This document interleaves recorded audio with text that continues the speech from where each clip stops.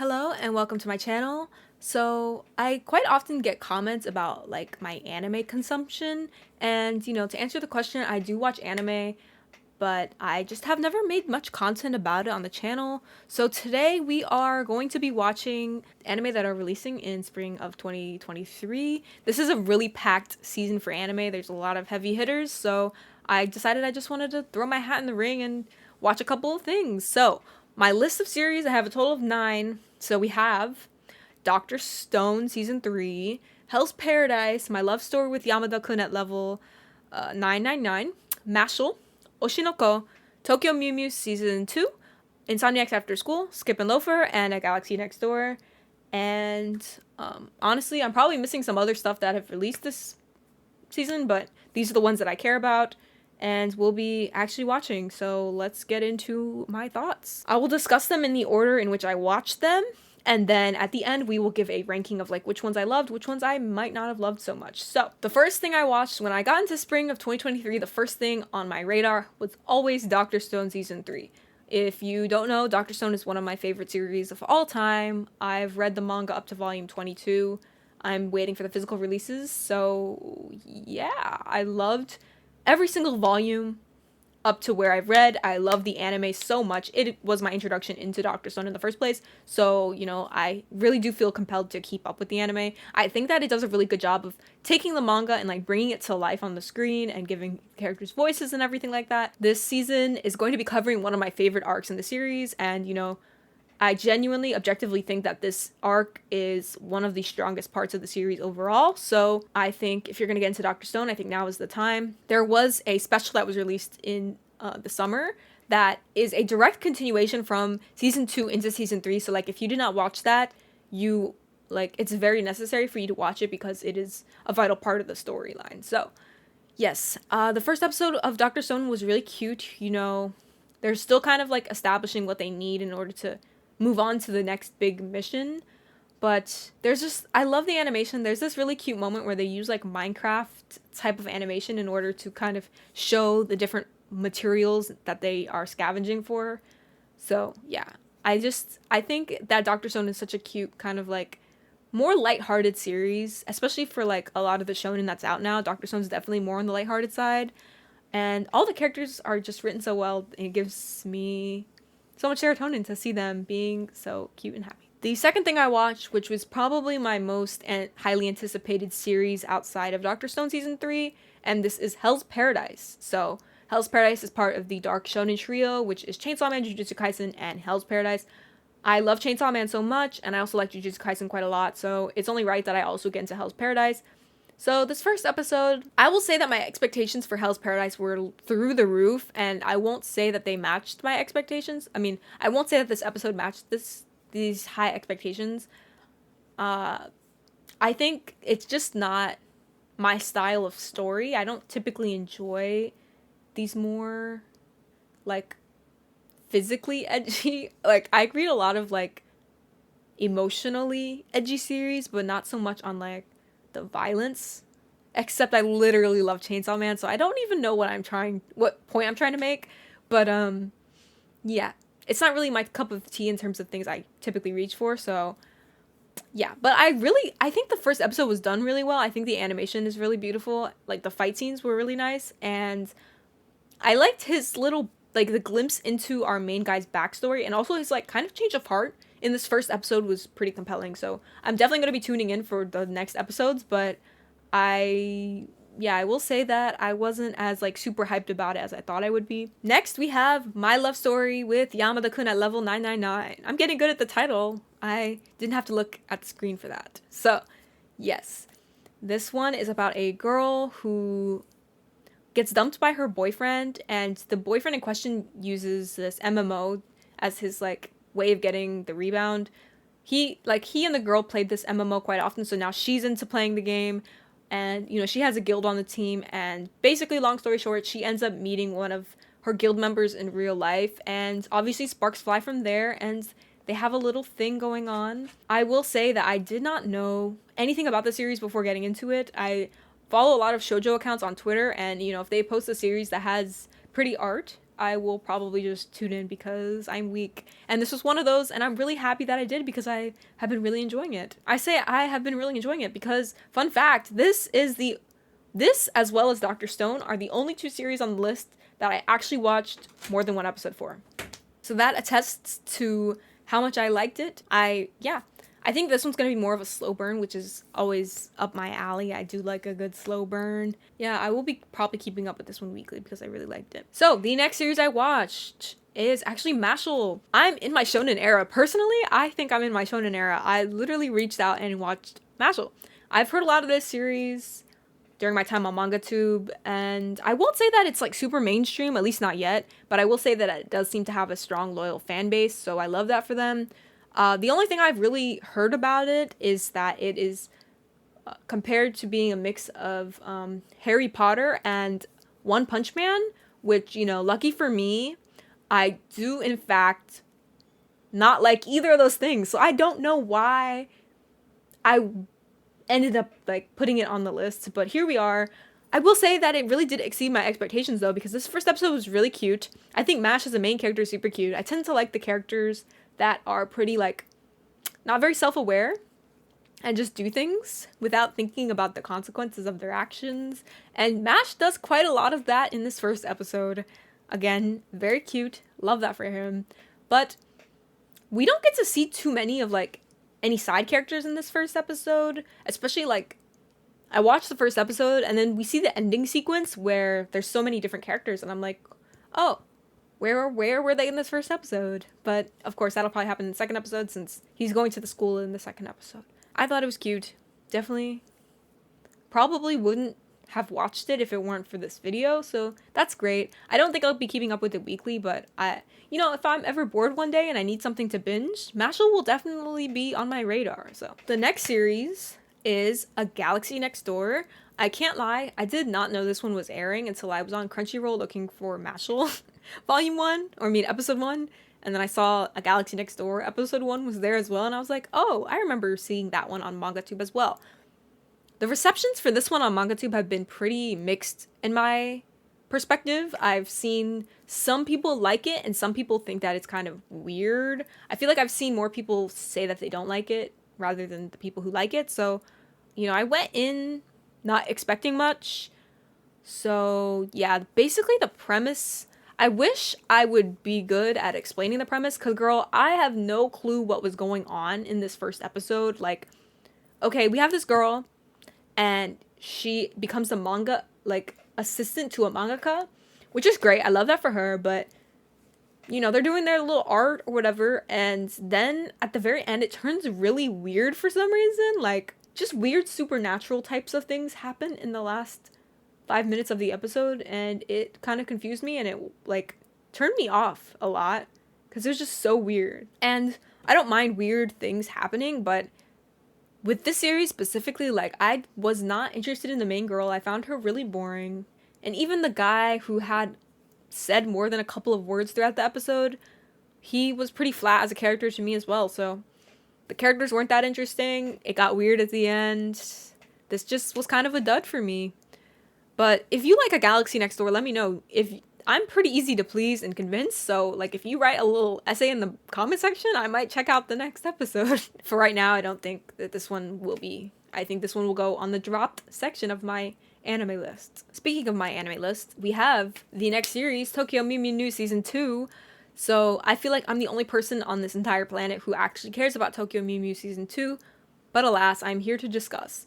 I did watch this anime as a child and read the manga as a child, so I have a lot of nostalgia for it, but it is a pretty standard early 2000s magical girl series that is being rebooted right now. I will say that the reboot does incorporate some more anime original type of things. For example, Ichigo and a couple of her friends are now in high school rather than being in middle school, so they aged them up a little bit. There's a couple of anime exclusive scenes, like especially in this episode.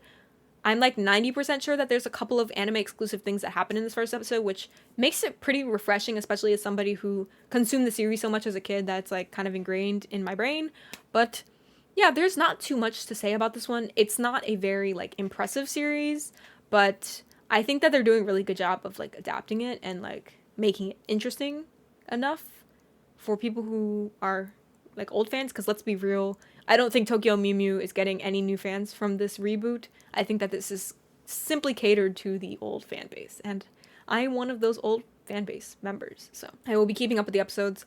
Maybe not weekly, but I'm definitely going to watch the season. Next, we have Skip and Loafer. This was the last of the Crunchyroll series, so it's another series that's been pretty hyped up by the manga tube community, but it's definitely more up my alley as it is a more slice of life, tapping into romance type of things, and those two genres tend to be some of my favorite ones.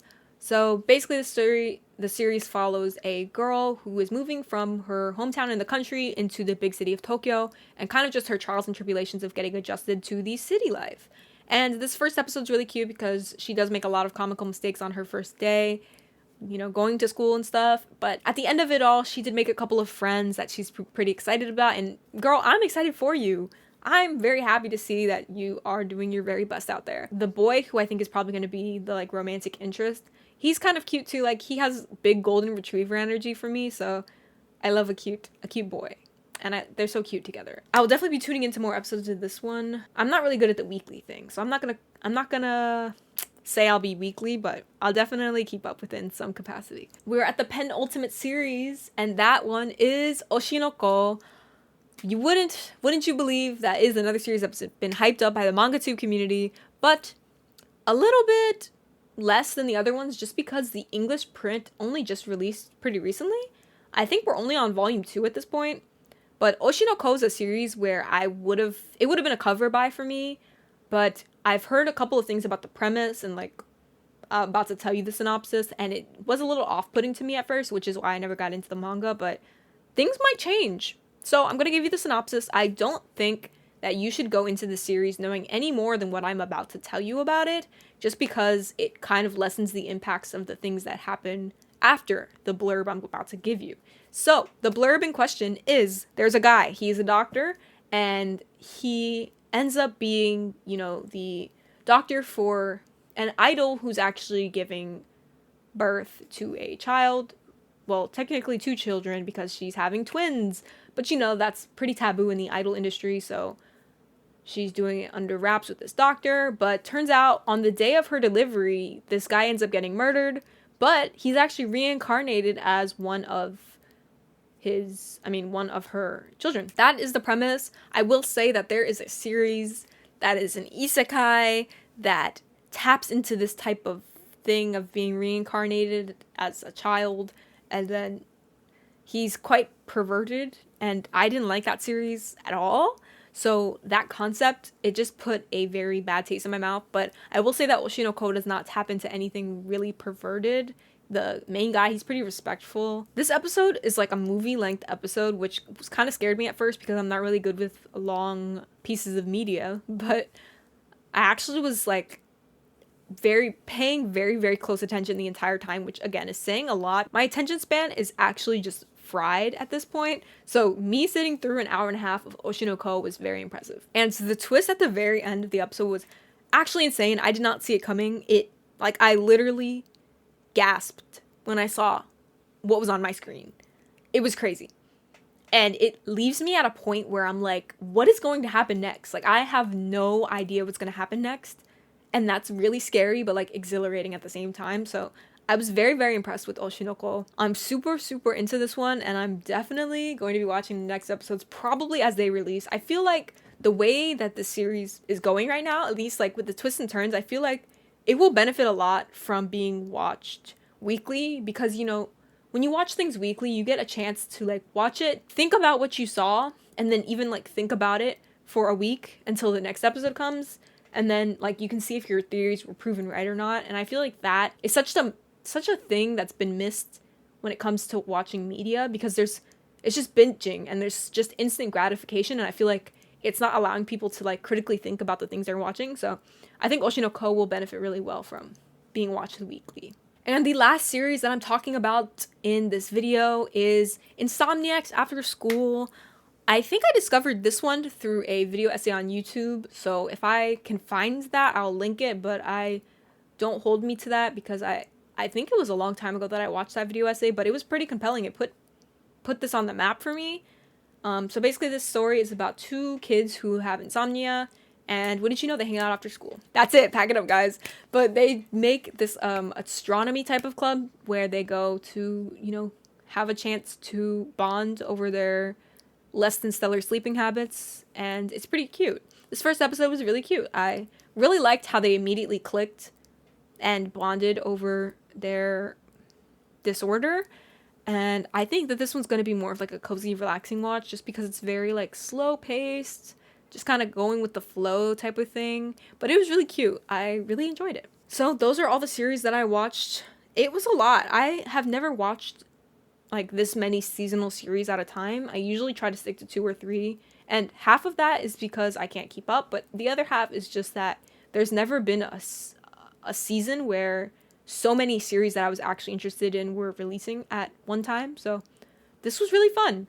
We can get into the rankings now, though. So in 9th place, bottom of the pyramid, we have A Galaxy Next Door. This should come as no surprise. It was the only series on the list that I was negative towards. It started out okay, and then it got weird, so there was just no coming back for it. Not watching episode did not pass go, do not collect $2,000, whatever. So number 8 is Tokyo Mew Mew Season 2. There's not much to say about it. It's not super groundbreaking, nothing to write home about, but I will be tapped in because I am...